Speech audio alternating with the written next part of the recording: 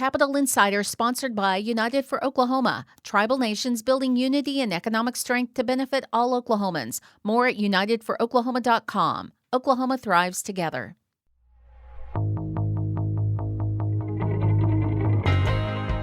This is Capital Insider, taking you inside politics, policy, and government in Oklahoma. I'm Dick Pryor with Quorum Call publisher Sean Ashley. In our top stories of 2023 ranking, Sean, we chose the ongoing contentious state-tribal relations, more specifically Stitt tribal relations, as the number one story and the biggest story to watch in 2024. It's already playing out that way. Governor Stitt created a task force to provide regulatory guidance on the impact of the 2020 U.S. Supreme Court decision in McGirt v. Oklahoma. How was the task force constructed? Well, Governor Stitt issued an executive order that created the One Oklahoma Task Force, and its 13 members include the governor, attorney general, legislative leaders, law enforcement officials, but only 2 tribal representatives, one representing the 5 tribes and one member representing the remaining tribes. Now, this task force is the second Stitt has created to address issues related to McGirt. He created the first in July of 2020, shortly after the U.S. Supreme Court decision, and it proposed 5 guiding principles for state-tribal relations, but it took no further action. The Intertribal Council of the Five Civilized Tribes sent a letter to Governor Stitt advising him that they would not participate in the task force. What's their objection? Well, there were really several reasons. First, the tribe said the executive order and the task force it creates, quote, is designed to divide rather than unify and to make political points rather than seek genuine solutions. The tribes also took issue with Stitt's assertion that public safety was endangered by the McGirt decision.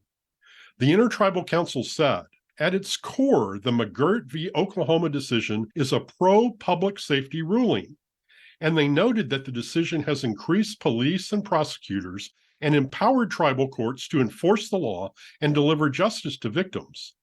And of course, the council also disagreed with only 2 of the task force's 13 members being tribal representatives.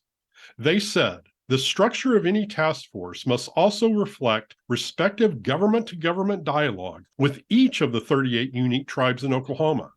The state has no authority to mandate any tribe to defer to another tribe to speak on its behalf. Without tribal participation, what happens now with the task force?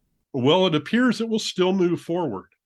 Abigail Cave, Stitt's spokeswoman, noted in an email, the executive order includes language that allows additional groups to present to the task force upon request.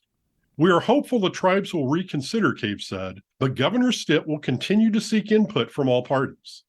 Budget hearings are continuing for state agencies as they take their budget requests to legislative committees. Take us inside the room for a minute. How do those hearings work?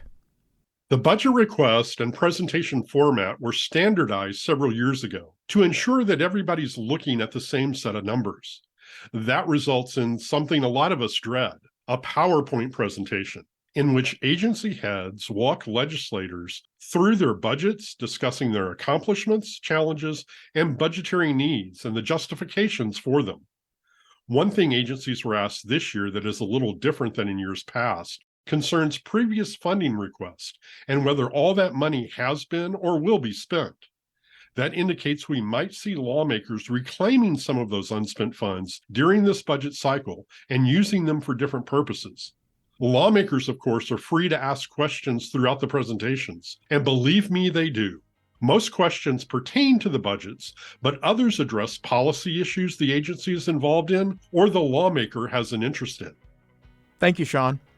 You're very welcome. For more information, go to quorumcall.online. You can find audio and transcripts at kgou.org and look for Capital Insider where you get podcasts. Until next time, with Sean Ashley, I'm Dick Pryor.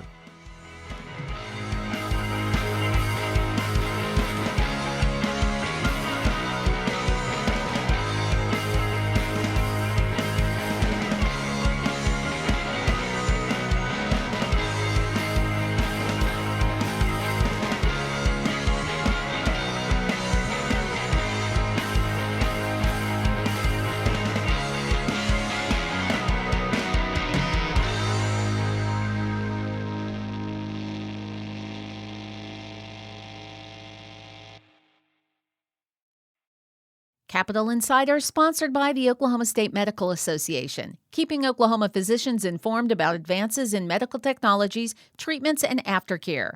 More on the vision and mission of OSMA at okmed.org. This new year, LifeKit wants to help you succeed because everyone needs a little help being human. It can seem so overwhelming. You're not alone. Who can I commit to being? If you want to do something, then just do it. Just take that first step. Great advice every week. Listen to Life Kit from NPR.